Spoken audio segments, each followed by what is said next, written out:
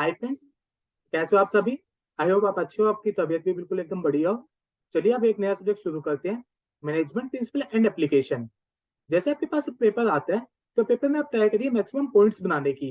ये नहीं कि अगर आप पे कोई कॉन्सेप्ट पूछे, कुछ भी पूछे, आप उसको एक पैरे में बना के उसको सीधा दे रहे हो। आप जितना हो सके मैक्सिमम पॉइंट्स बनाओगे। ये 3-4 लाइन्स का, मैक्सिमम 3-4 लाइन्स का एक पैरा रखिए। अगर आपको कुछ और कहना है, सेकंड पैरा बनाइए। उससे एक अलग इंपैक्ट जाता है, एक एग्जामिनर को लगता है कि हाँ, इसके डेप्थ अंडरस्टैंडिंग है। चलिए अब टाइम वेस्ट ना करते हम पढ़ते हैं। Unit number 1, introduction. Question number 1, define management, discuss it's objectives and importance. Management क्या होता है?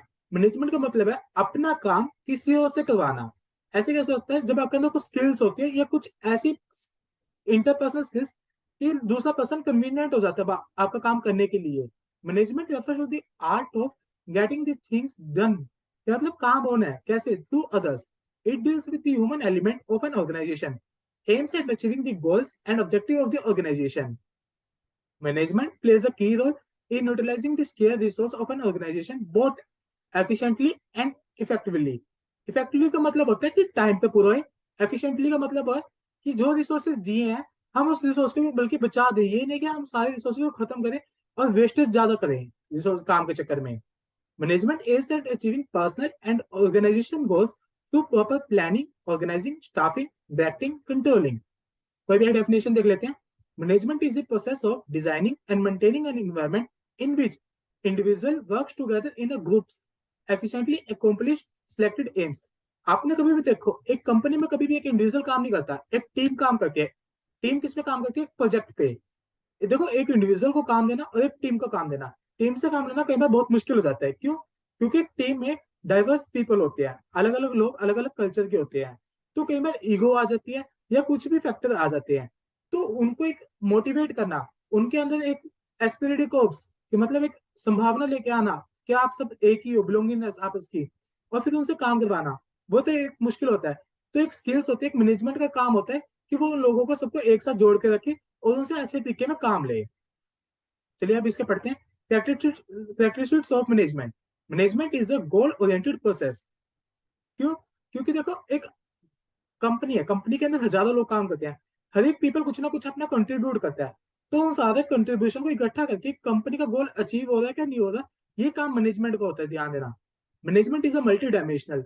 मल्टी डायमेंशनल कैसे? इसके अंदर 3 एक्सपर्ट्स बताए गए हैं। Management of work, management of people, management of operation. Work कैसे है? Activities to be perform for achieving common goal. देखो, मैनेज करना पीपल को, लेकिन पीपल क्या करते हैं? काम। तो काम सबसे ज्यादा इंपॉर्टेंट एक्सपर्ट्स पे आ जाता है। Management of people, that is individual working in the organization to achieve those common goals.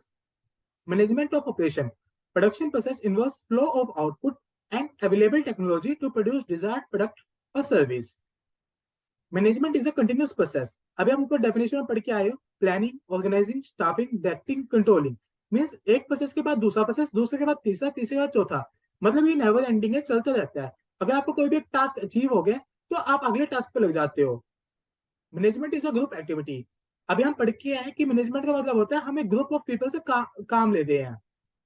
Management is a dynamic function. Management is intangible. हाँ, जैसे कई बार क्या होता है, एक कंपनी मैनेजमेंट अच्छा परफॉर्म कर दिया है तो आप उसको क्या कह देते हो? हाँ, इसकी मैनेजमेंट अच्छी है और इसकी मैनेजमेंट गंदी है। आप एक होना कहते हो कि इसकी मैनेजमेंट 100 किलो अच्छी है। हम उसको मेजर नहीं कर सकते, ये एक फीलिंग होती है। ऑब्जेक्टिव्स ऑफ मैनेजमेंट, इसमें 3 ऑब्जेक्टिव्स हैं। Organisation objective, social objective, personal और इंडिविजुअल ऑब्जेक्टिव। ऑर्गेनाइजेशन ऑब्जेक्टिव्स के अंदर 3 है। सर्वाइवल, एक कंपनी का मेन ऑब्जेक्टिव ये होता है, ये सर्वाइवल। जैसे हम आज भी देखते हैं, रिलायंस हो गया, विप्रो हो गया, ये कंपनी क्या सालों साल से चलती आ रही है और इन्हें ये भी रहता है कि हम आगे कहीं आने वाले साल चलेंगे। और इनके प्रोजेक्ट्स कभी भी 2 या 3 साल के ऊपर डिपेंड नहीं करते। इनके कहते हैं कई सालों के प्रोजेक्ट्स होते हैं फ्यूचर को देख के। प्रॉफिट, प्रॉफिट तो बहुत जरूरी एलिमेंट होता है। चाहे प्रॉफिट की मतलब एनजीओ, एनजीओ भी थोड़ा बहुत अपना सामान बेचता है, लेकिन थोड़ी प्रॉफिट मार्जिन पे बेचता है। क्यों? क्योंकि प्रॉफिट इसलिए चलता है कि जैसे आज इनकी एक ब्रांच है, कल आने वाले टाइम में 2 ब्रांच, 3 ब्रांच। मतलब एक्सपेंशन के लिए भी चाहिए होता है और मोटिवेशन के लिए भी चाहिए होता है। ग्रोथ, ग्रोथ भी मेन ऑब्जेक्टिव है ये। सोशल ऑब्जेक्टिव, सोशल ऑब्जेक्टिव में क्या क्या आ जाता है? जैसे आप इन्वायरमेंट के, जैसे एक ऑर्गेनाइजेशन है, कोई भी मैन्युफैक्चरिंग है, अब वो जैसे पेपर की इंडस्ट्री ले लीजिए। अब उन्हें ट्रीज की जरूरत पड़ती है, ट्रीज कट करेंगे, लेकिन जितने वो ट्रीज कट कर रहे हैं तो उन्हें उतने ट्रीज लगा देने चाहिए ताकि हम इन्वायरमेंट को एक्सप्लॉइट ना करें, आने वाली हमारी जनरेशन उससे इफेक्ट ना हो। Giving employment opportunities, providing basic amenities, avoidance of anti social and unfair trade practices. अब पर्सनल ऑब्जेक्टिव में क्या आते हैं कि आप जो एक कंपनी है उसके अंदर एम्प्लॉयज भी काम करें, वर्कर्स भी काम करें, आप उन्हें फेयर रेम्युनरेशन दीजिए। ये नहीं आप पूरे दिन उनसे काम ले दें और बाद में जाते हो आप उसे थोड़े से पैसे दे दें जिससे उसकी बेसिक नीड्स भी पूरी नहीं हो रही। Good working condition, opportunities for personal growth, job security, job satisfaction. अब इंपॉर्टेंस क्या आती है मैनेजमेंट की? Help in achieving group goal, increasing efficiency, creates dynamic organization, help in achieving personal objectives, help in development of society. Development of society कैसे होगी? आप employment opportunities दोगे। अगर आप एम्प्लॉयमेंट अपॉर्चुनिटीज दोगे, पीपल के पास एक्सपीरियंस आएगा, एक्सपीरियंस है वो आगे जाके और ज्यादा अच्छे काम कर पाएंगे। फंक्शंस क्या क्या होते हैं मैनेजमेंट के? प्लानिंग। प्लानिंग क्या है? सबसे एक इंपॉर्टेंट एलिमेंट है। बिना प्लान करे कोई भी मैनेजमेंट या कोई भी बंदा कुछ नहीं कर सकता। ऑर्गेनाइजिंग क्या है? आपने जो भी प्लान किया है, प्लान करने के लिए आपको रिसोर्सेज भी चाहिए होंगे। जब आपने एक प्लान बना लिया कि आपने आपने सोचा कि मेरे को एक कोर्स करना है 9 महीने के अंदर, तो उस कोर्स के लिए आपको स्टडी मटेरियल कुछ तो चाहिए होगा, वो स्टडी मटेरियल को इकट्ठा भी करना होगा। ऑर्गेनाइजिंग। स्टाफिंग, क्या आपने एक गोल रख दिया कि मुझे आने वाले 9 महीने में 5,000 यूनिट्स बनानी है, उसके लिए आप मशीन भी ले आए। अब आपको अच्छे वर्कर्स भी तो चाहिए होंगे जो उस मशीन को हैंडल कर सकें। Staffing. Right people for right job. Directing, कि एम्प्लॉयज को time to time, monthly, weekly motivate करना या उनके काम को चेक करना कि वो सही कर रहे हैं कि नहीं कर रहे। कंट्रोलिंग, कि पिछले महीने से आपके महीने आपकी आउटपुट कैसी हुई है, ताकि हम रिसोर्स को वेस्ट ना करें। चलिए next question. What do mean by coordination? Why is it considered as an essence of management? Essence कहता है आपका जरूरी। Coordination is the ordinary arranged of group efforts to provide unity of action in pursuit of a common purpose. Coordination क्या होता है? सारे मिलके एक काम को करें, अच्छे तरीके से करें, कोई लड़ाई वाला ना करे। It is ordinary arrangement of efforts by which manager synchronizes the activity of different department and individual working in this department. Coordination is required at all level of management. क्यों चाहिए था? Top level. टॉप लेवल का क्यों? Between organisation goals and goals of different department. देखो जो भी एक company होती है, कंपनी में क्या होता है? टॉप लेवल पे सीईओ, सीएफओ, ये सब हो गए। फिर सेकंड में क्या आता है? डिपार्टमेंट्स बना दिए जाते हैं अलग अलग टाइप के। जैसे फाइनेंस का अलग डिपार्टमेंट हो गया, ह्यूमन रिसोर्स का अलग हो गया, प्रोडक्शन का अलग हो गया, ऐसी लीगल का अलग हो गया जो लोग कंप्लाइंस चेक करेगा। और फिर लोअर लेवल आता है। मिडिल लेवल मैनेजमेंट को have to coordinate their department plans, कि जैसे वेरियस डिपार्टमेंट्स बने हैं तो उन सारे डिपार्टमेंट्स को कोऑर्डिनेट करने का सारा काम हैंडल करना। लोअर लेवल को क्यों चाहिए थे? Workers and top level as well as the middle level required, कि मिडिल लेवल में जो काम कहती है और वर्कर्स को जो हमने काम कहना है उसके बीच में एक प्रॉपर कोऑर्डिनेशन होना चाहिए। Question number 6। Outline tell us scientific management and examine the elements the management to the present day industry. F W. Taylor called the father of scientific management. He laid an emphasis on the necessity of accomplished scientific approach in the management of an organization. He was primarily concerned with the efficiency of workers and optimum utilization of machines and other resources in order to bringing up the sound resources. F.W. Taylor एक father थे scientific management के। उन्होंने क्या, उन्होंने main principal दिए अपने worker से related. वो गए हैं बॉटम टू अप। मतलब एक वर्कर है, जितना ज्यादा अच्छा आउटपुट देगा, जितना ज्यादा वो एक्टिव रहेगा, उतना ज्यादा ऑर्गेनाइजेशन के लिए बेनिफिशियल रहेगा। He felt that only way to avoid wastage and achieve efficiency would apply scientific method in the field of management. उनका कहना था कि अगर आप अपने प्रोडक्शन डिपार्टमेंट में अच्छे तरीके से साइंटिफिक मेथड्स लगाएंगे, आपके रिसोर्सेज कम वेस्ट होंगे, अच्छा आउटपुट आएगा और टाइम भी कम से कम लगेगा। Aims of scientific management are higher productivity, आपकी प्रोडक्टिविटी बढ़ जाएगी, क्वालिटी कंट्रोल, क्वालिटी अच्छी हो जाएगी, कॉस्ट रिडक्शन, क्या अगर आप देखो वेस्टेज कम हो गया, ऑटोमेटिक कॉस्ट में रिडक्शन तो होगी होगी। Elements of wastage, right people for right job, incentive wages. Incentive wages क्या होता है कि जैसे आपने टारगेट रख दिया कि एक वर्कर को 5,000 यूनिट्स बनानी है, अगर उसने 6,000 बना दी तो आप 1,000 के यूनिट्स के लिए आप उसे एक्स्ट्रा वेजेस दोगे ताकि वो नेक्स्ट मंथ और ज्यादा मोटिवेटेड रहे। Principles of scientific management, the basis principle of scientific management are as follows. इसमें इन्होंने टोटल 6 प्रिंसिपल दिए। Replacement of rule of thumb with science. Rule of thumb क्या होता है? Rule of thumb refers to the decision taken by manager based on his personal judgement. एक manager कह देता है कि मैंने पिछले साल ऐसा ही इंसिडेंट देखा था और उस इंसिडेंट में मैंने ऐसा किया। तो ये कह रहा है कि आप उसमें मैनेजर के जजमेंट्स को हटा दीजिए और वहां पे आप साइंटिफिक मेथड्स को अप्लाई कीजिए, उससे आपको बेटर आउटपुट मिलेगा। Scientific selection training and development of workman. देखो, अगर जो भी नया वर्कर आ रहा है या कुछ भी आ रहा है या आप उसे नए तरीके से काम लेना चाह रहे हो, जब तक आप उसे ट्रेनिंग नहीं दोगे उसे अच्छे तरीके से काम करना कहाँ से आएगा। तो और सेकंड ये है कि आप जब भी इम्प्लॉइज को या वर्कर्स को जब भी आप एक कंपनी में रिक्रूट कर रहे हो, तो आप उसको अच्छे तरीके से टेस्ट लीजिए, इंटरव्यू लीजिए, क्या वो कैपेबल है या नहीं है। अब third, cooperation between worker and management. देखो, हमेशा ये तो होता ही है, एक वर्कर और मैनेजमेंट के बीच में अच्छा कोऑर्डिनेशन होता है। आपने सुनो ट्रेड यूनियंस होती है, वो सारे क्या करते हैं, लिंक मैनेज करके रखते हैं। यदि कुछ भी इनके बीच में डिस्प्यूट अराइज हो जाते हैं, तो आपने देखो स्ट्राइक हो जाती है। स्ट्राइक होने से क्या होता है, आउटपुट डिक्रीज हो जाता है कंपनी का, क्योंकि देखो स्ट्राइक होगी, फैक्ट्री बंद होगी, अब कोई भी आउटपुट नहीं आएगा, मार्केट में शॉर्टेज हो जाएगी। तो एक प्रॉपर कोऑर्डिनेशन होता है, क्योंकि कंपनी के प्रॉफिट्स भी कम हो जाते हैं। Division of responsibility with worker and management, maximum output in place of restricted output. ये कह रहा है कि आप बिल्कुल एक डिफाइन करके मत छोड़ दीजिए, मुझे इतना ही आउटपुट चाहिए, ऐसा नहीं है, बल्कि आप इसे कहिए कि जिस एम्प्लॉय में जितना दम है आप उतना आउटपुट बना के दीजिए, जिसके कारण वो मोटिवेट रहेंगे, और अगर एक्स्ट्रा आउटपुट बना के दे रहे हैं आप उसे एक्स्ट्रा वेजेस दीजिए। मेंटल रेवोल्यूशन, इसको हम पढ़ लेते हैं, ये अच्छा। Scientific management is the essence, involves complete mental revolution on the both sides, industry, workers and management. No scheme of scientific management could be success until both the group fully cooperate with each other. देखो, एक company है, उसके अंदर दो teams होती है, management और worker. ये तो दोनों आपस में मिलकर काम नहीं करेंगे तो एक कंपनी कैसे चलेगी। जैसे आप फैमिली में देखते हो, आपके मोम डैड हो गए और आप हो गए, अगर आप अपने मोम डैड से बात नहीं करते, कुछ नहीं करते, तो घर पे अच्छे तरीके से काम कोई ना होता है, बस वो तो धक्के वाली बात होती है रहने वाली। तो ऐसे हर जगह कोऑपरेटिव का जरूरी है। अब टेक्निक्स, टेक्निक्स क्या है, टाइम स्टडी। आप एक टाइम स्टडी कीजिए, आप एक्सपर्ट को बुलाइए, उससे पूछिए कि हाँ भाई, 1 यूनिट बनाने के लिए कितना टाइम चाहिए। मोशन स्टडी, मोशन स्टडी में क्या होता है, motion study refers to the movements like lifting objects, sitting. कि जैसे एक एक यूनिट है, वो आप रॉ मटेरियल से डब्ल्यूआईपी बनता है। देखो, एक रॉ मटेरियल जैसे आप ले लो, सीमेंट है, एक सीमेंट रखिए, सीमेंट को उठाएगा, मशीन में डालेगा, उठाने के लिए उसको पेट पे रखना पड़ेगा सामान को, फिर वो मशीन में अच्छे तरीके से अपना टाइम लेगा, फिर मशीन से बनेगी, आप उसको प्रॉपर स्ट्रक्चर में रखोगे, मीन्स पूरे प्रोसेस को आप ऑब्जर्व करोगे, और आप वहां देखोगे कि कहाँ पे मेरी वेस्टेज होने का चांस है।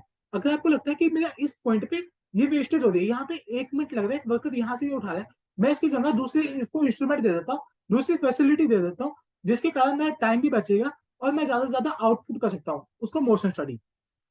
फिर आता है फैटिक स्टडी।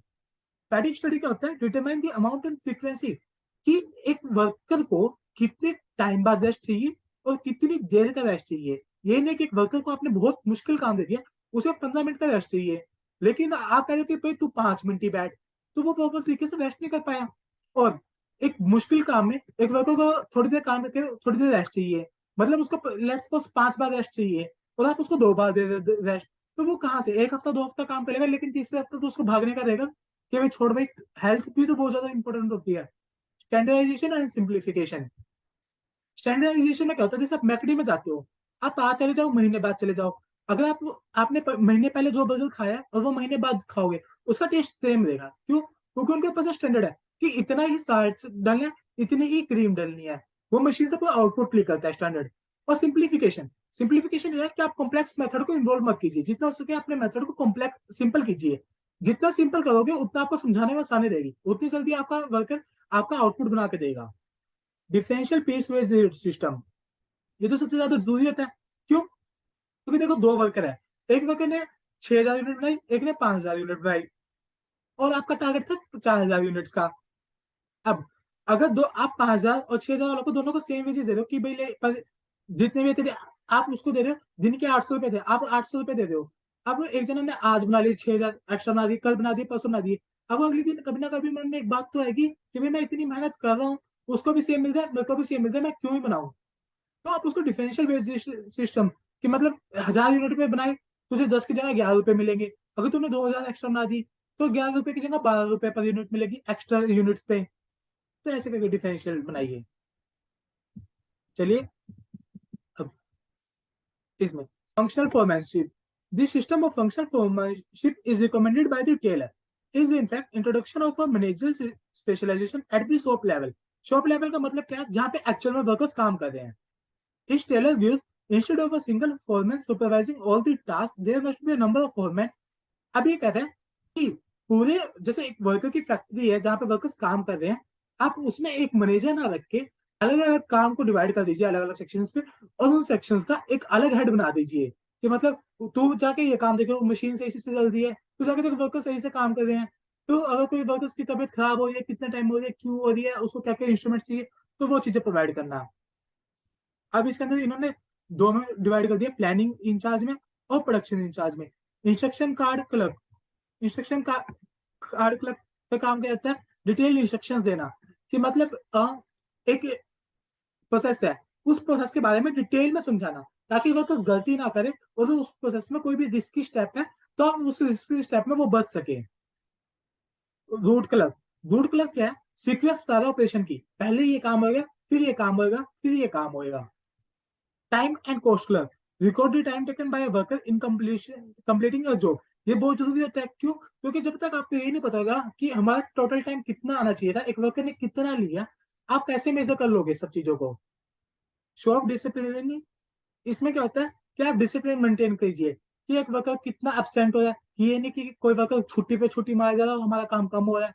अगर वो ज्यादा ही ऐसा करे, आप उसको निकाल दीजिए, टर्मिनेट कर दीजिए, मिसबिहेव तो नहीं कर रहा कोई किसी से। Gang boss, he is a proper supervisor that all the work facilities are made to workers। Gang boss, boss से आपको क्या पता चल रहा है कि आपने देखो, आपने अलग अलग जगह पे अलग अलग मैनेजर तो सेट कर दिए, अब एक बंदे को और ऊपर रख दीजिए। ये क्या है कि मतलब हर एक बंदे का काम देखा सही तरीके से हो रहा है कि नहीं हो रहा, जैसे हम चाह रहे थे जो हमारे ऑब्जेक्टिव थे वो अचीव हो पा रहे हैं कि नहीं हो पा रहे। फिर स्पीड बॉस, स्पीड बॉस का काम है मशीन को देखना, मशीन सही तरीके से काम कर रही है कि नहीं कर रही। रिपेयर बॉस, देखो आपको रिपेयर से पता चला होगा, एक मशीन की प्रॉपर रिपेयर होना जरूरी है। एक प्रॉपर टाइम के बाद, जैसे आप कंपनी से व्हीकल लेके आते हो, वो लेकर कुछ भी लेकर आते हो एसेट, तो कंपनी वाले कहते हैं ना आप एक साल बाद वो सर्विस पे आ जाना, तो आपकी मशीनरी अच्छी एवरेज रहेगी, स्कूटी वाला। ऐसे मशीन के साथ होता है। इंस्पेक्टर, इंस्पेक्टर क्या, क्वालिटी देखेगा। कभी आप काम के चक्कर में, मैक्सिमम यूनिट्स के चक्कर में, कभी आप क्वालिटी के साथ कॉम्प्रोमाइज तो नहीं कर रहे, तो उस चीज को। Comments, the scheme of functional foremanship result in violation of principle of unity of command as advanced by fuel. Fuel के प्रिंसिपल्स हम नेक्स्ट क्वेश्चन में पढ़ेंगे। तो उसमें कह रहा है कि यूनिटी ऑफ कमांड होता है। यूनिटी ऑफ कमांड क्या कहते हैं, एक वर्कर को सिर्फ एक ही बॉस से कमांड आनी चाहिए, लेकिन अभी आपने इसमें क्या था, अभी आप देखते आए हो कि एक वर्कर के ऊपर इतने सारे बॉस बना दिए और उसके ऊपर भी एक बॉस बना दिया, तो उसका पॉलिटिशियन होता है। अब scientific management has criticised in the flowing grounds, it is a production oriented approach, कि मतलब हम काम पे ध्यान दे रहे हैं, हमने एक बार भी ह्यूमन की बात ही नहीं करी कि एक वर्कर को अच्छे तरीके से, हम अपने काम पे लगे हुए हैं। It treats a man as a rational being, but man is emotional. कई बार आदमी सुबह थका हुआ होता है या कुछ भी रीजन के कारण या कुछ भी, हम ह्यूमन के इमोशन को इग्नोर कर रहे हैं। हम कह रहे हैं भाई सुबह तू 8 बजे काम पे लग जा, चाहे तेरे साथ कुछ भी हो, हमें कोई मतलब नहीं है। It is less applicable dynamic and complex situations. चलिए नेक्स्ट क्वेश्चन की तरफ। अब हेनरी फ्यूल के बारे में सब कुछ है description. Henry fuel is called the father of a modern management theory, contribution of fuel, analysis of major activities involved in a business, major exposition of activities, administration in terms of essential features, functional of a number of important principles, industrial activities। इन्होंने 6 में technical, commercial, commercial का नाम पढ़ के समझ आता है, buying selling से रिलेटेड हो गया। फाइनेंशियल, कि हमने जो भी मार्केट से कैपिटल लिया है या जो भी शेयर होल्डर के फंड्स है, हम उसको अच्छे तरीके से यूज करें। ये नहीं कि हम जैसे मैनेजमेंट है, वो अपने घर पे दिख रहा है गाड़ियां गाड़ियां लेके आ रही है, लेकिन कंपनी में दिखा रखा उन्होंने लॉसेस चल रहा है। Security, accounting, manager, one by one इसको करके देख करेंगे। Here is point out that activities exist in every organisation, कि हम जो ऊपर 6 पढ़ के हैं वो हर एक में काम करती है। He observed that first 5 activities are well known to the manager. Fuel has divided the approach of studying management in 3 groups: managerial qualities entailing general principle of management, elements of management। चलिए सबसे पहले management qualities and training. Fuel was the first man to identify certain qualities of a manager for smooth functioning of activities. देखो Taylor में हम पढ़ के आए, उन्होंने सारा जितने हम स्टार्टिंग टू एंड वर्कर से रिलेटेड ओरिएंटेड था, लेकिन ये फ्यूल के सारे प्रिंसिपल्स है वो मैनेजमेंट से रिलेटेड आएंगे। अब मैनेजमेंट क्वालिटीज एंड ट्रेनिंग कि एक जो भी मैनेजर है वो फिजिकल फिट रहे, एक अच्छे अपीयरेंस में रहे ड्रेस में, क्योंकि उसे पूरी टीम रन करनी है, पूरा एक डिपार्टमेंट रन करना है, और उसको देख के लोग मोटिवेट होंगे। Mental, moral, technical, educational experience. Mental क्या है? Ability to understand and learn. Moral क्या है? इनिशिएटिव, कि मतलब जो भी अगर कोई मुश्किल सिचुएशन आ रही है तो वो उसमें भाग ले। और लॉयल रहे, यानी कि वो सिर्फ पैसों के पीछे भागा जा रहा है, उसे अपने टास्क के लिए, अपनी कंपनी के लिए लॉयल रहना चाहिए। Educational acquisition with the matter relating to general functioning. Technical acquaintance with the functioning being perform. Experience. General principle of management. अब यहाँ पे जैसे हम देख रहे हैं 14 प्रिंसिपल आ गए हैं, उसको हम देखें। डिवीजन ऑफ वर्क, हम अपने काम को इस तरीके से डिस्ट्रीब्यूट करें, जैसे हमें पता है, हाँ, जैसे वर्कर्स है, अपने वर्कर को हायर किया अलग अलग स्पेशलाइजेशन के बेसिस पे, तो ये नहीं है कि आप सारा काम ऐसे डिस्ट्रीब्यूट करें जिससे वर्कर्स को अच्छा ना लगे। अच्छा ना लगने के सेंस कि मतलब आप उनके स्किल्स को अकॉर्डिंग उनको काम ही नहीं दे रहे, फिर आपको आउटपुट कहाँ से अच्छा मिलेगा? तो एक वर्कर को उसके स्किल्स के अकॉर्डिंग काम दीजिए। अथॉरिटी एंड रिस्पॉन्सिबिलिटी, जब आप किसी पर्सन को काम देते हो तो आप उसको अथॉरिटी भी दीजिए। अथॉरिटी क्या होता है? Authority is the right to give orders, कि मतलब अगर आपने उसको कह दिया कि भाई जा तू, तेरे पास 10 वर्कर है, तो जाके उससे काम करवा, मतलब मेरे को मंथ के एंड में 5000 यूनिट चाहिए, तो आप उसको आगे ऑर्डर्स देने की अथॉरिटी में दीजिए। और रिस्पॉन्सिबिलिटी क्या होता है? जो काम दे दिया उसको टाइम पे कंप्लीट करके दे। डिसिप्लिन, जो आपके रूल्स है उसको पूरा ओबे किया जाए। Unity of command, unity of command जैसे हम ऊपर पढ़ के आए थे, यूनिटी ऑफ कमांड में क्या होता है कि एक पर्सन को एक ही बॉस से ऑर्डर मिले। अब इसमें क्या एक्सपेक्ट्स आते हैं कि जैसे एक पर्सन को दो जनों से ऑर्डर मिल गया at a point of time पे, और फिर वर्कर क्या है कि ना काम को छोड़ देगा, कोई मैनेजर काम को छोड़ देगा। अब थोड़ी देर बाद उसका ऊपर वाला मैनेजर आएगा, कहेगा हाँ भाई तेरा काम दिखा।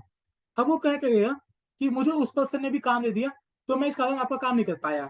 अब दूसरा पर्सन आया, उसने कहा भाई हाँ भाई काम दिखा, उसने कहा दिया पहले वाले ने मेरे को काम दिया था, मैं उसमें लगा हूँ, और आखिर में क्या सजा, उसने किसी का भी काम नहीं करा। तो इस unity of command. Unity of direction, unity of direction means one head and one plan for an group. कि मतलब ये कह रहा है कि आप एक टाइम पे एक ही प्लान को रन कीजिए, अगर आप मल्टीपल प्लान को रन करोगे उससे क्या होगा? आपके ऑब्जेक्टिव अचीव नहीं होंगे। Next, subordination of individual interest to general interest. ये तो होता ही है कि आप ऑर्गेनाइजेशन के इंटरेस्ट को प्रायोरिटी में रखिए, जो भी इंडिविजुअल है आप उसको अलाइनमेंट कीजिए। रेमुनेशन ऑफ पर्सनल, जो भी पर्सनल आपके काम करे आप उसको फेयर वेजेस दीजिए, जिसके कारण वो अपनी कंपनी के लिए लॉयल रहे और कंपनी को छोड़ने के बारे में सोचे ना। सेंट्रलाइजेशन, सेंट्रलाइजेशन क्या होता है कि मतलब आपने एक देखा कि एक मेजर हुआ था, पिरामिड सा बना होता है, कि मतलब ऐसे ऐसे करके, मतलब सारी रिस्पॉन्सिबिलिटी, सारी अथॉरिटी टॉप लेवल पे होती है। टॉप लेवल ही सारे बताता है कि आप तुम्हें क्या करना है, नीचे वालों के पास कोई भी पावर नहीं होती। और डिसेंट्रलाइजेशन में क्या होता है? कुछ कुछ पावर बांट दी जाती है, जैसे अपने इंडिया में देख लो, पीएम है, पीएम ने आगे पावर डिस्ट्रीब्यूट की है, सीएम, सीएम के बाद हमारे लोकल एमएलए होता है। Scalar chain, the scalar chain is the chain of the supervisor top executive to the lower level of employees। Scalar chain में क्या होता है? एक प्रॉपर चेन फॉलो होती है। जैसे आप स्कूल में थे, आपको प्रिंसिपल तो कोई भी बात पहुंचानी है, आप पहले टीचर को कहते हो, टीचर कोऑर्डिनेटर को कहती है, कोऑर्डिनेटर आगे जाके बात कहते हैं। ऐसे ही कहते हैं कि एक स्केलर ऑफ चेन फॉलो होती है। लेकिन इसके अंदर एक गैंग प्लैंक आता है। इसमें क्या होता है, कई बार एक इमरजेंसी सिचुएशन आ गई, या एक वर्कर को पता चल गया कंपनी में कुछ होने वाला है, और उसके पास टाइम ये है कि मतलब लेवल टू लेवल बातें जाएगी, टाइम भी लगते हैं इन सब चीजों में, तो उसके पास टाइम नहीं है। तो इन्होंने क्या था, एक शॉर्ट, जैसे एफ ने एन तक बात पहुंचानी है, वैसे नॉर्मल क्या होता है, एफ पहले ई को कहेगा, ई डी को, डी सी को, सी बी को, ए को, ऐसे करते करते करते एन पे जाती है। लेकिन कभी इमरजेंसी आ गई तो आप एक ऐसा सिस्टम बनाए कि एफ डेट एन को अप्रोच कर सके। ऑर्डर, ऑर्डर करें, हर एक चीज का प्रॉपर प्लेस होना चाहिए। और वो आपने ये नहीं कि आपने हर एक चीज का प्रॉपर प्लेस और डिफाइन कर दिया, लेकिन वो अपने प्लेस पे है ही नहीं। तो हर एक चीज का अपना प्रॉपर प्लेस हो, और वो अपने प्रॉपर प्लेस पे ही हो। इक्विटी, कि मतलब सारे एम्प्लॉयज को इक्वल ट्रीट किया जाए, ये नहीं कि बुआ का लड़का है, फूफा का लड़का है, आप उसको स्पेशल ट्रीटमेंट दे रहे हो, और एक एम्प्लॉय अच्छा काम करे, बस रिलेटिव होने के कारण आप उसको अच्छा ट्रीटमेंट नहीं दे रहे। स्टेबिलिटी ऑफ टेन्योर, मतलब एक एम्प्लॉई है, ये नहीं कि कंपनी छोड़ के जा रहा है, क्योंकि एक एम्प्लॉय कंपनी छोड़ के जाएगा, नया एम्प्लॉय को लाने के लिए पहले पूरा टाइम वेट करना पड़ेगा, तो उसे हमें ट्रेनिंग देनी पड़ेगी, रिसोर्सेज वेस्ट होते हैं। इनिशिएटिव कि एक मैनेजर को आप फ्रीडम दीजिए, वो अपने एक्शंस को इनिशिएट कर सके, एक इनोवेटिव स्किल्स लेके। Spirit of unity of strength, कि मतलब आप सबके अंदर एक बिलोंगिंगनेस लेके आए ताकि एक अच्छा काम आपको दे सके। एलिमेंट्स क्या मैनेजमेंट की, प्लानिंग, ये सबसे इंपॉर्टेंट भी होता है, सबसे डिफिकल्ट भी होता है। क्यों? क्योंकि कंपनी की प्लानिंग ही फेल होगी तो उनके ऑब्जेक्टिव्स कुछ भी अचीव नहीं होगा। ऑर्गेनाइजिंग क्या, आपने प्लानिंग की, प्लानिंग में रिसोर्सेज की जरूरत होगी, वो रिसोर्सेज कहाँ से आएंगे, उन्हें इकट्ठा करना। Command, to command means maintaining the activity among the personnel. Coordinating, coordinating क्या, आप सारे, क्योंकि आपका सारा काम ग्रुप में होता है तो आप सबको कोऑर्डिनेट करके देखिए। कंट्रोल क्या है कि आप सारी एक्टिविटीज को कंट्रोल में रखिए, आप उसको मेजर कीजिए time to time. Fuel theoretical evaluation.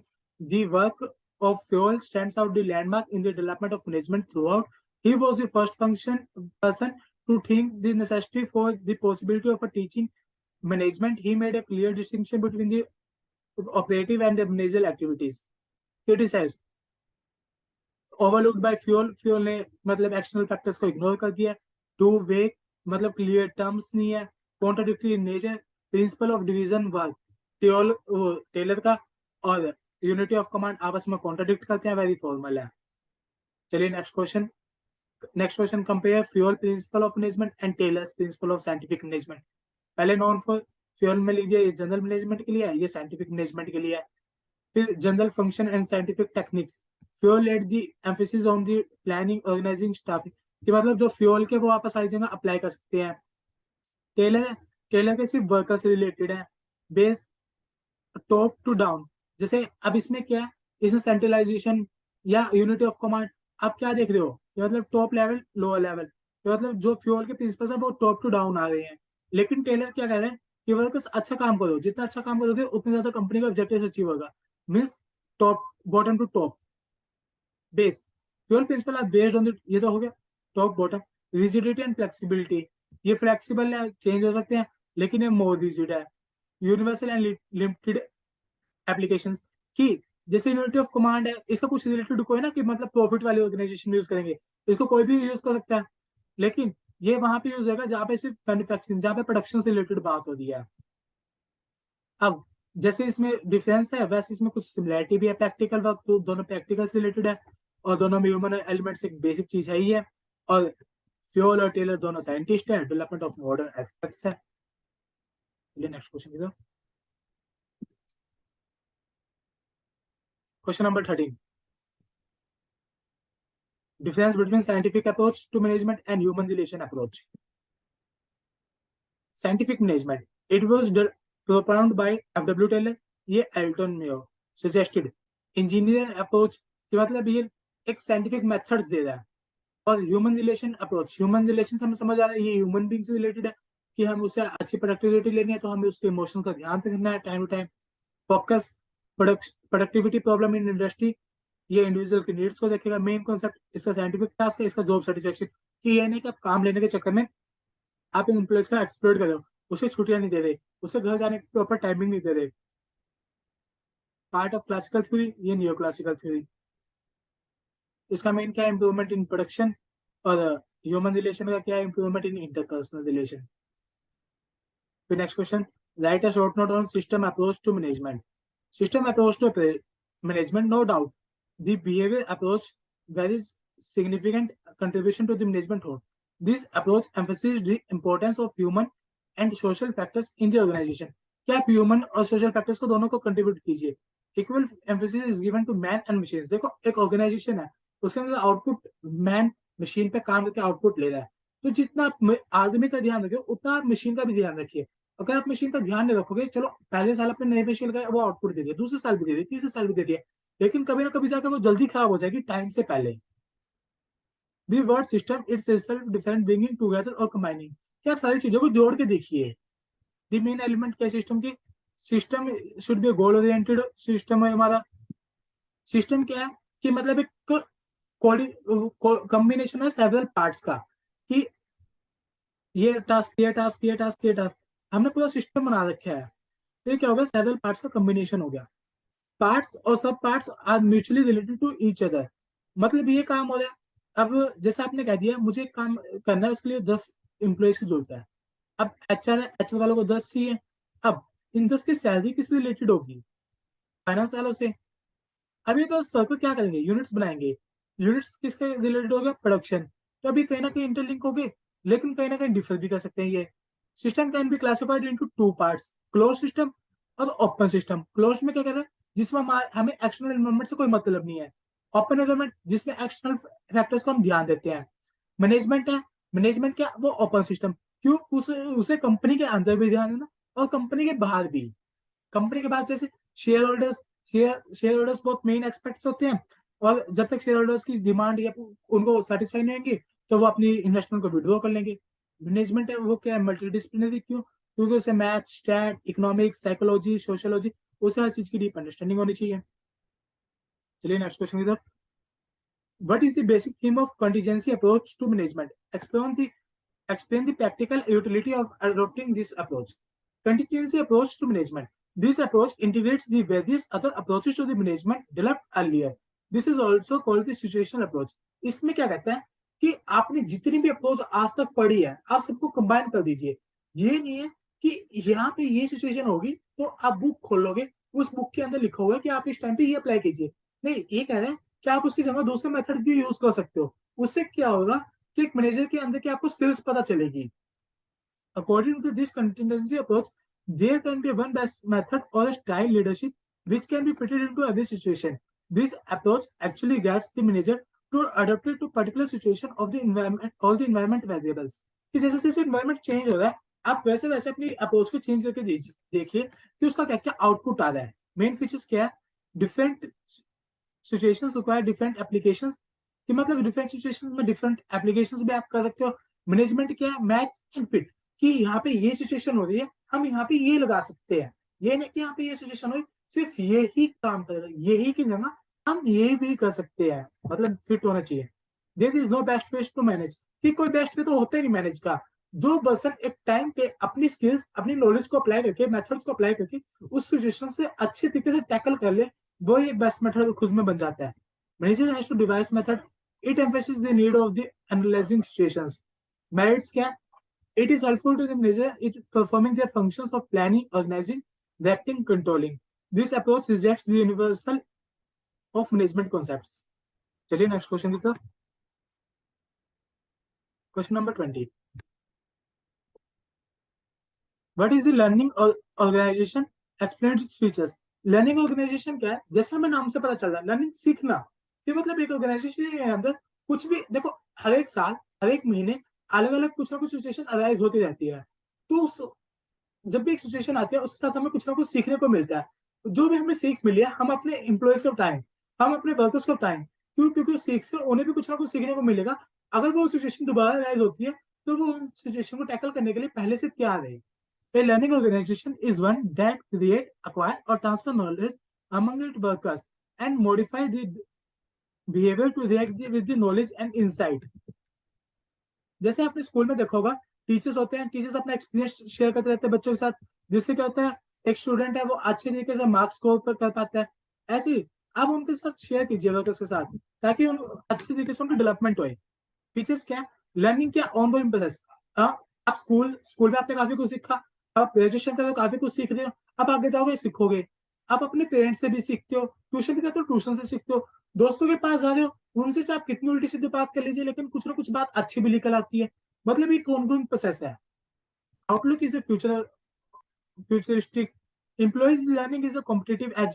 क्योंकि एम्प्लॉय को जब सीखने को मिलेगा, एक एज होगी। एज कैसे होगी, क्योंकि जब एक पर्सन को कुछ ना कुछ सीखने को मिला, तो वो कहीं ना कभी अप्लाई कर देगा। It encourages member to learn continuously.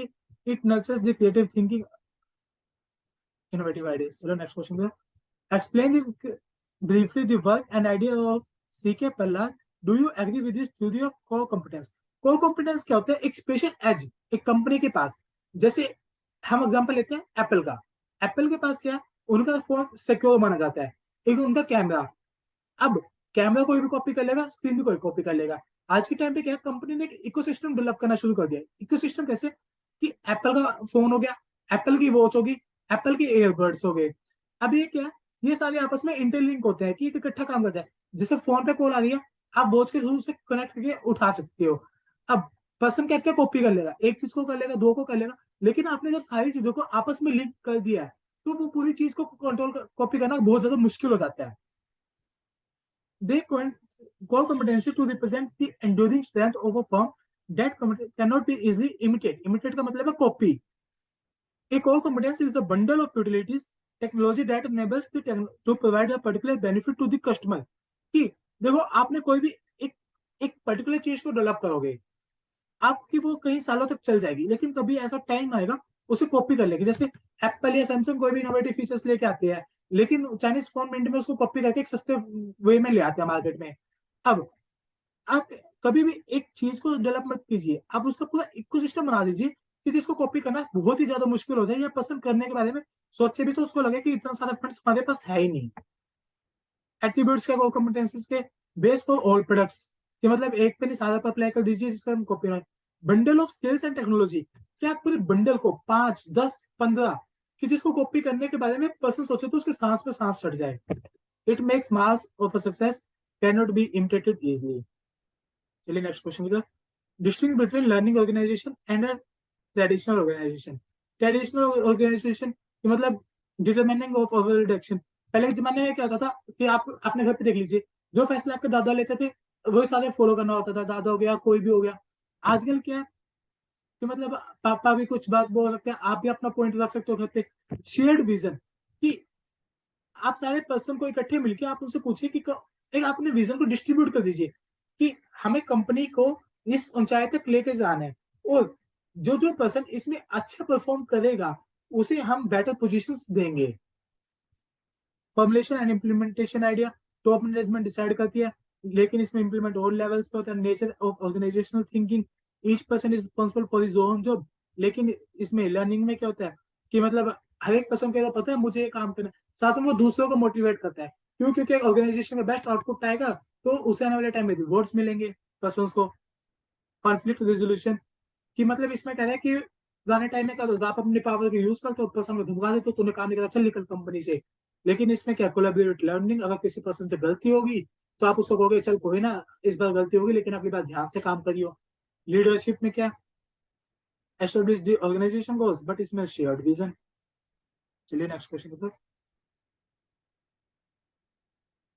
Define the terms level of management. एक मैनेजमेंट है उसके अंदर 3 लेवल्स होते हैं, टॉप, मिडिल, लोअर। लोअर के बाद होते हैं वर्कर्स।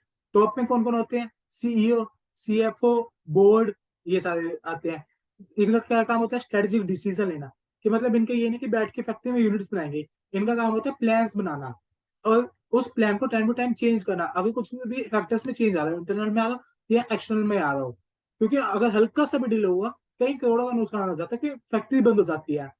अब इंपॉर्टेंस क्या है, फंक्शंस क्या है टॉप मैनेजमेंट के, कि मतलब टॉप नेसेसरी इंस्ट्रक्शन इशू करते हैं, स्ट्रेटेजिक प्लान बनाते हैं, अपॉइंट्स एग्जीक्यूटिव, कि मतलब प्लान को चलाने के लिए हमें मैनेजर्स की जरूरत होगी तो ये मिडिल लेवल वालों को एम्प्लॉय करते हैं।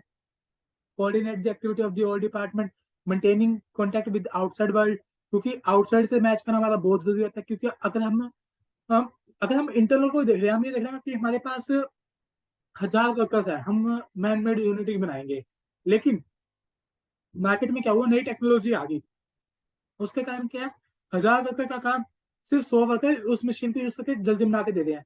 आपकी हाथ से यूनिट बना रही यूनिट की कॉस्ट आ रही 10 रुपए, लेकिन मशीन से आ रही है 4 रुपए। तो आपको एक्सटर्नल फैक्टर्स को भी बहुत देखना पड़ता है। Provide guidance and direction, middle level, branch manager या डिपार्टमेंट मैनेजर, क्या आपने अलग अलग डिपार्टमेंट बना दिए, डिपार्टमेंट के मैनेजर टॉप मिडिल पे आते हैं। मिडिल लेवल का काम क्या होता है, जो भी एक टॉप वालों ने पॉलिसी बना दी, वर्कर्स ने काम करना है, तो उनके बीच में इंटरमीडिएरी का काम करता है।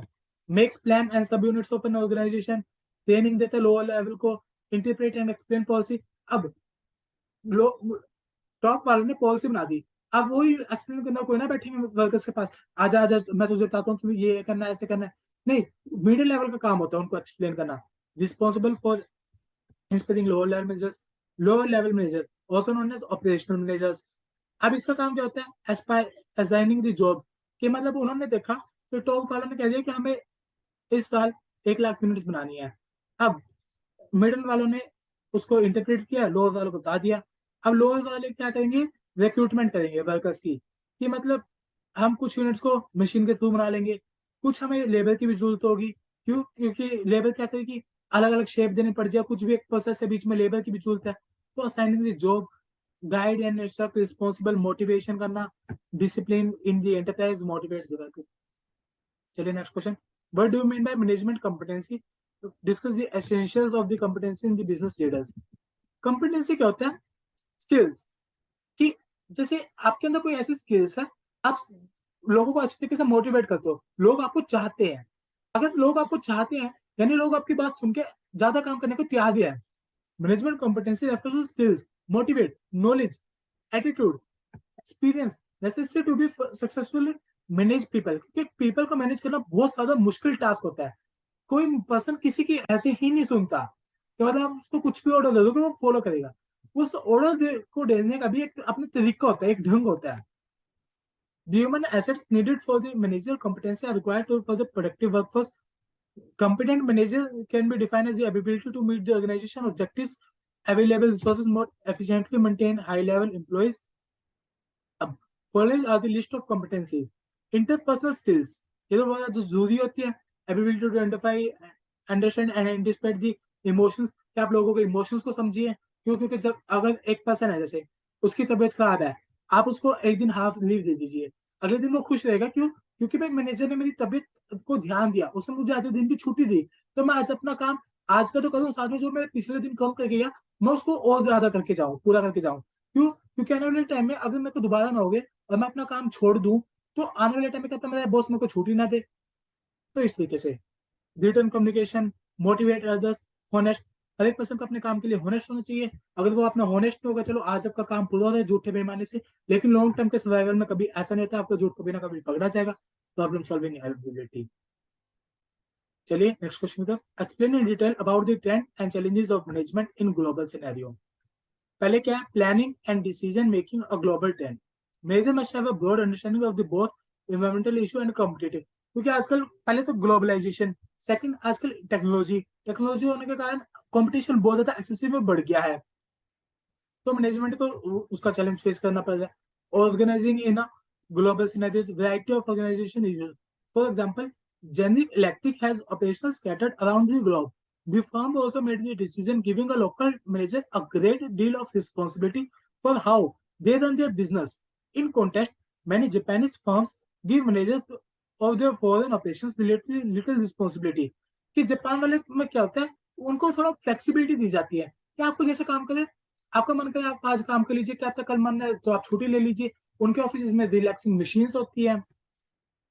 Leading a global scenario, cultural factors affect the international globalization, controlling a global issue. क्यों? क्योंकि आप इसमें क्या करें, कि मतलब दो इसमें एग्जांपल ये यूनाइटेड स्टेट और जापान, कि मतलब एक कंपनी है वो यूएस में भी काम कर रही है, जापान में भी काम कर रही है, लेकिन उसे किसी टाइम पे इशू राइज हुआ, और इनको जैसे यहाँ पे इसको दोपहर को पता चला, लेकिन उस टाइम क्या था, रात हो रही हो, तो वो वहाँ पे कम्युनिकेट करने से पहले सोचा था मेरा बॉस सो ना गया हो या फोन होगा। टाइम जोन बहुत ज्यादा कॉन्फ्लिक्ट इशू करता है। That are not on the emerging trend and challenges in management. Globalization, globalization से क्या है, अब सारे नेशंस आपस में दोस्त बन रहे हैं, जिसके कारण प्रोडक्टिविटी हाई हो रही है। Technology, sustainability and corporate responsibility, study of psychology. Psychology क्यों है? क्योंकि हम ह्यूमन एलिमेंट से डील कर रहे हैं। जब तक हमें ह्यूमन का बिहेवियर नहीं पता होगा, हमें प्रॉपर टेक्निक्स नहीं पता होगी कि कैसे डील करनी चाहिए किस सिचुएशन को, हम प्रॉपर तरीके से कोऑर्डिनेट नहीं कर पाएंगे। Business ecosystem, competing with the low cost labour. एक बार ऑर्गेनाइजेशन का मेन गोल क्या होता है, कि हम ज्यादा से ज्यादा आउटपुट बनाए और एक कॉस्ट हमारी कम से कम रहे। क्यों? क्योंकि हमें कंपटीशन को भी फेस करना है। Deals with workforce diversity. Workforce diversity में क्या होता है, कि डिफरेंट एज, कि अगर आपने देखो ग्रेजुएट्स भी काम करते हैं, पोस्ट ग्रेजुएशन वाले भी काम करते हैं, एक स्पेशलिस्ट भी काम करे, एक्सपर्ट्स भी काम करे, पीएचडी वाले भी काम करते हैं, और यंग एज के भी हो गए, बूढ़े भी हो गए। तो मतलब आप हर एक टेक्निक को आप सारों के ऊपर अप्लाई नहीं कर सकते। यंगस्टर्स के ऊपर अलग अप्लाई होगा, क्या तो ओल्ड वालों के लिए एक पर्सन को एज हो गया तो उसे क्या चाहिए होगा, रिस्पेक्ट चाहिए होगी। लेकिन अगर एक यंगस्टर कंपनी में उसे क्या चाहिए, उसे अपने मतलब होगी सैलरी से। Learning organisations. So friends, I hope आपको अच्छा लगा। Thank you.